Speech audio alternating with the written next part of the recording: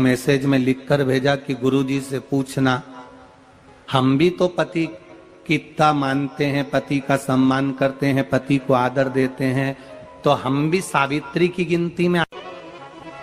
Sure से message आया कि गुरुजी वो ऐसा ऐसा पूछा गया है, आप बताओ क्या कहना है। हमने कहा कह दो, जब बट सावित्री आती है तभी तुम पति को प्रणाम करती हो, जब दिवाली आती है तब पति को प्रणाम करती हो, जब करवा चौथ आती है तभी चलनी में मुंह देखती हो, बाकी के समय तो तुम जूड़ा बांध के ऐसी बोलती हो कि पति थर थर कांपता है।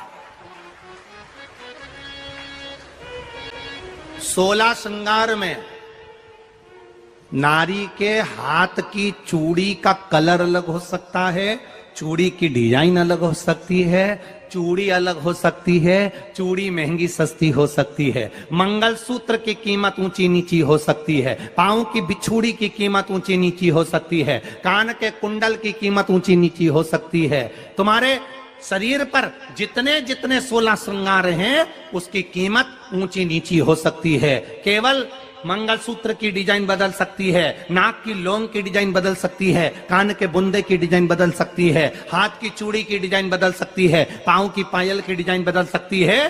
केवल नारी के 16 श्रृंगार में एक श्रृंगार ऐसा है जिसकी कीमत जो पहले थी वही कीमत आज तक है और उसकी डिजाइन आज तक नहीं बदली। वो मांग का सिंदूर है, एक जैसी डिजाइन है और एक जैसी कीमत है। सारे श्रृंगार की कीमत अलग, पर मांग में जो सिंदूर डाला जाता है वो एक कीमत का होता है, एक डिजाइन का होता है और एक जैसा होता है, और वो सबसे भारी होता है। सावित्री यमराज से कह रही है मेरे पति को छोड़ दो। यमराज कह रहा है सावित्री तेरा पति मर चुका है, मांग के सिंदूर को पोंछ दे। सावित्री कहती है पूरा श्रृंगार उतार दूंगी पर मांग का सिंदूर नहीं पूछने दूंगी। तब यमराज ने कहा जब तक तू मेरे मांग का अपनी मांग का सिंदूर नहीं उतारती तब तक तू मेरे पास नहीं आ सकती। भगवान यमराज से सावित्री ने कह दिया मैं भी तुझे वचन देती हूं यमराज, मेरी मांग में जब तक सिंदूर है, जैसे सीता ने लाइन, लक्ष्मण जी ने लाइन खींच दी थी और सीता पार नहीं जा सकती थी, मैं भी तुझे वचन देती हूं जब तक नारी की मांग में सिंदूर है तब तक तू उसके पति को उसके सामने लेकर नहीं जा सकता। यह भी मैं तुझे कह देती हूं। यमराज भैंसे पर सवार होकर सत्यवान को लेकर जा रहा था, सावित्री से वचन पर वचन चल रहे थे। पेड़ के पेड़ के नीचे छोड़कर आए। क्या चाहिए तुझको, क्या चाहिए तुझको,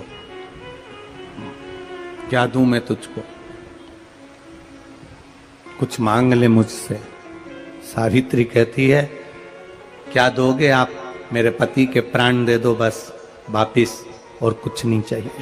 यमराज यमलोक में प्रवेश करने लगा। मांग के सिंदूर में से थोड़ा सा सिंदूर सावित्री ने केवल हाथ में लेकर अपनी बिंदी पर जो लगाया, सत्यवान को लेकर यमराज अंदर नहीं जा पाया। बाहर खड़े होकर कहता है मांग ले, मैं तुझे एक वचन नहीं, तू बोले तो मैं 2 वचन दे देता हूं, तू बोले तो मैं 3 वचन दे देता हूं, तू मांग क्या चाहिए। तब सावित्री ने कहा देना चाहते हो, हाँ। अब यमराज को लगा कि लालच में पड़ गई सावित्री। तब कहा पहला वचन दीजिए, मेरे अंधे सास ससुर के नेत्र वापिस आ जाएं। यमराज ने कहा तथास्तु। दूसरा वचन दीजिए, मेरे सास ससुर अपने पोता पोती का मुख देखें। यमराज ने कह दिया तथास्तु।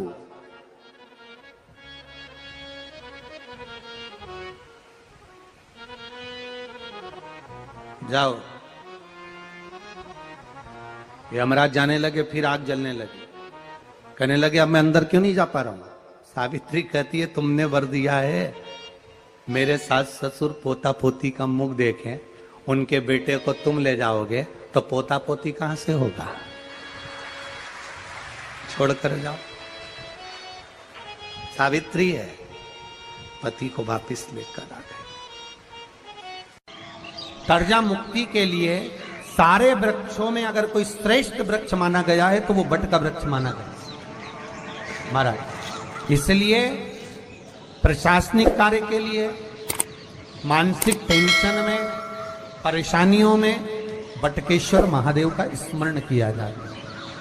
और यदि निवेदन करूंगा, बहुत ज़्यादा यदि आपको कर्जा हो गया है, बहुत ज़्यादा कर्जा हो गया और वो कर्जा चूक ही नहीं रहा, तो थोड़े दिन बड़ के पेड़ के नीचे आप बटकेश्वर महादेव के लिए 1 लोटा पानी, उसमें थोड़ा सा पिसा हुआ चावल पीस के गला लेना चावल को और पीस लेना, पीस के उस पानी में मिला लेना और मिलाकर उसमें थोड़ी सी हल्दी पिसी हुई डालकर बटकेश्वर महादेव के नाम से बड़ के पेड़ के नीचे अपनी कामना कर कर जो कर्जा हुआ है उस कर्जे का भान देते हुए, स्मरण देते हुए छोड़ दे।